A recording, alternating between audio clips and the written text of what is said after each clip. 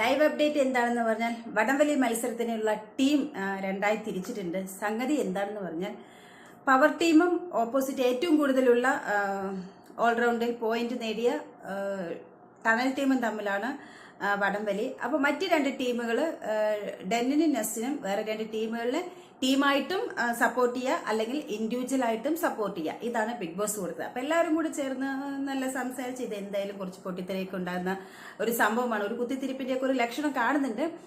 So അപ്പം next team tunnel ടീമിനെ 4 പേരും ഒറ്റക്കെട്ടായിട്ട് സപ്പോർട്ട് ചെയ്യാനുള്ള തീരുമാനിച്ചു. ഡെൻ ടീമിൽ നിന്ന് എല്ലാവരും പവർ ടീമിനെ സപ്പോർട്ട് ചെയ്യുക. അതായത് ബാർഗെയിൻ ഉണ്ട്.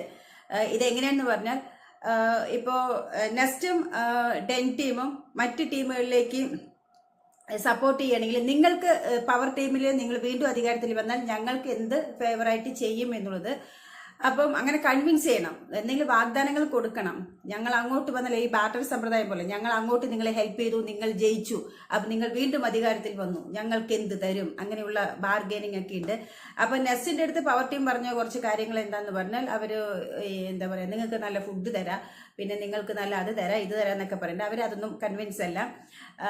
സോ അപ്പോൾ ഇവർ എന്താ പറയുക, ഡെൻ ടീം ചോദിക്കുന്നത് ടാസ്കുകളിലെല്ലാം നിങ്ങൾ വീണ്ടും പവർ അധികാരത്തിൽ വരികയാണെങ്കിൽ ടാസ്കുകളൊക്കെ വന്നു കഴിയുമ്പോൾ നിങ്ങൾ പോയിന്റ് ഇടുകയാണെങ്കിൽ ഞങ്ങളെ കുറിച്ച് കൺസിഡർ ചെയ്യണം എന്നൊക്കെ പറഞ്ഞിട്ട് അങ്ങനെയൊക്കെ ഒരു ബാർഗെയിൻ ചെയ്തിട്ടുണ്ട്. സോ അതിനൊക്കെ അവർ സമ്മതിച്ചപ്പോൾ ഡെൻ ടീമിൽ എല്ലാവരും പവർ ടീമിനെ അനുകൂലിച്ചു. നെക്സ്റ്റ് ടീം നിങ്ങളുടെ ഫുഡും കിട്ടുന്നത് ഞങ്ങൾക്ക് വേണ്ട എന്ന് പറഞ്ഞ് ടണൽ ടീമിനെയാണ് അനുകൂലിക്കുന്നത്, സപ്പോർട്ട് ചെയ്യുന്നത്. പക്ഷേ ഡെൻ ടീമിൽ നിന്ന് ജിൻഡോ മാറി ടണൽ ടീമിൽ, കാരണം ജാനു ഒക്കെ ഉണ്ടല്ലോ, അവർക്ക് ടണൽ ടീമിനെ ജയിപ്പിക്കണം. പവർ വീട്ടിൽ 2 ആഴ്ച ഇരുന്നില്ല, ജിൻഡോ അവസ്ഥപ്പെട്ടല്ലേ, നീ ആ ടീമിനെ സപ്പോർട്ട് ചെയ്തിട്ട് കാര്യമില്ല എന്നുള്ളത് മനസ്സിലായതല്ലോ.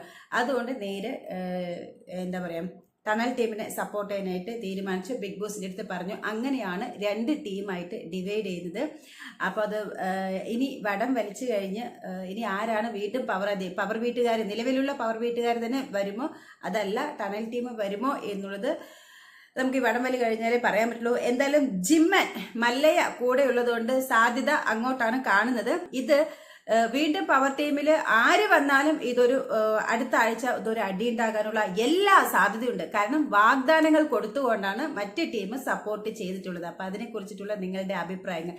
ബിഗ് ബോസ് വെറുതെയല്ല വടംവലി 2 ടീമായിട്ട് ഇങ്ങനെ കൊടുത്തത്. വാഗ്ദാനം കൊടുത്തവരെ വാക്ക് പാലിച്ചില്ലെങ്കിൽ പിന്നെ അവിടെ അടി ഉറപ്പല്ലേ. അപ്പൊ അതൊക്കെ ഉണ്ടാകാനുള്ള സാധ്യത എല്ലാം കാണുന്നുണ്ട്. എന്ന് വെച്ചാൽ ഒന്ന് കൊളുത്തിയിട്ടിട്ടുണ്ട് സംഗതി അടുത്ത ആഴ്ച കത്തും.